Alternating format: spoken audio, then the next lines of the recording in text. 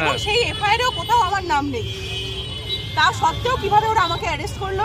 আসলে আইএসএফ নেত্রী গ্রেপ্তার হয়েছিলেন বিনা দোষে, কিন্তু একেবারে গ্রেপ্তার হয়েছিলেন। আজ হঠাৎ সকালবেলা, প্রত্যেক দিন আপনারা দেখতে পাচ্ছেন একদিন বাদ একদিন কিন্তু আইএসএফ নেত্রী কিন্তু গ্রেপ্তার হচ্ছেন। হঠাৎ আজ সকালবেলা এক মহিলা আইএসএফ নেত্রী তিনি কিন্তু গ্রেপ্তার হয়েছিলেন বিনা দোষে, কিন্তু 10 ঘন্টার বেশি আটকে রাখতে পারেনি। হাইকোর্টের নির্দেশে তাকে মুক্তি দিলেন। কি বলছেন সেই মুক্তি দেওয়ার পর তিনি কি বলছেন আইএসএফ এর নেত্রী, আপনাদের সম্মুখে তুলে ধরার চেষ্টা করব।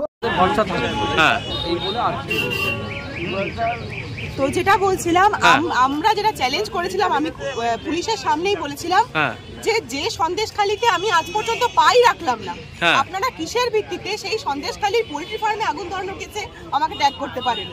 যে এফআইআর এর কথা আপনারা বলছেন, অলরেডি সেই এফআইআরটা নিয়ে সমস্যা হাইকোর্টে উঠেছে। এটা প্রমাণিত হয়ে গেছে। এটা হাইকোর্টের বিচারপতি, মাননীয় বিচারপতি দেবাংশু বসাক তিনি দেখিয়ে দিয়েছেন যে যখন অভিযোগ জমা পড়ছে 10ই ফেব্রুয়ারি আর এফআইআর তৈরি হয়ে যাচ্ছে 9ই ফেব্রুয়ারি। ফলত ঘটনাটা পুরো সাজানো এবং সেই এফআইআরেও কোথাও আমার নাম নেই। তা সত্ত্বেও কিভাবে ওরা আমাকে অ্যারেস্ট করলো? আসলে এই যে অ্যারেস্ট বিরোধী রাজনৈতিক কণ্ঠস্বরকে দমন করার প্রয়াস।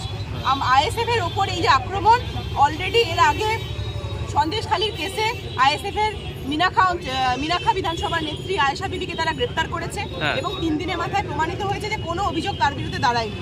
তিনি জামিনে আজকে মুক্ত, তিনি আমার পাশে দাঁড়িয়ে আছেন। তারপরে যখন আমাদের বিধায়ক পার্টির চেয়ারম্যান নওশাদ সিদ্দিকী যখন সন্দেশখালী আসার জন্য রওনা দিলেন একা, কোন 144 ধারা আছে বলে কাউকে সঙ্গে না নিয়ে একা রওনা দিলেন, তখন সায়েন্স সিটি থেকে 62 কিলোমিটার দূর থেকে তাকে গ্রেপ্তার করলো পুলিশ। তারপরে আজকের এই অ্যারেস্ট। আজকে আমি একজন আইএসএফ এর রাজ্য কমিটির সদস্য, আমাকে বলা হলো যে আমি পোল্ট্রি ফার্মে আগুন ধরানোর কেসের সঙ্গে যুক্ত।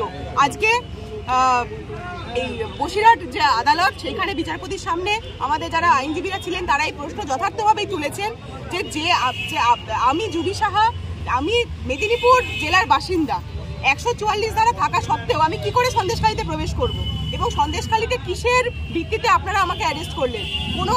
তার কোনো যথার্থ উত্তর পুলিশ দিতে পারেনি এবং এটা প্রমাণিত হয়েছে যে পুলিশ সম্পূর্ণ রাজনৈতিক উদ্দেশ্য প্রণোদিত কারণে আমার বিরুদ্ধে এই চার্জটা তারা এনেছিল এবং কোনো একটা চার্জও তারা দাঁড়ায়নি। তাই আজকে জামিনে আমি মুক্ত।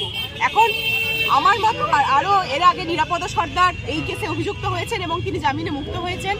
আমরা দেখছি যে কোনো বিরোধী রাজনৈতিক কণ্ঠস্বরকে দমন করার জন্য এই ধরনের নিপীড়নমূলক এক একটা মামলার সঙ্গে তাকে যুক্ত করে দেওয়া হচ্ছে এবং গ্রেপ্তার করা হচ্ছে।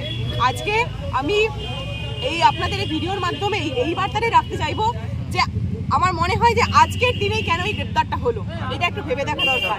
আজকের দিনটা 1 ফেব্রুয়ারি, আজকে পশ্চিমবঙ্গে পা রেখেছেন প্রধানমন্ত্রী নরেন্দ্র মোদী।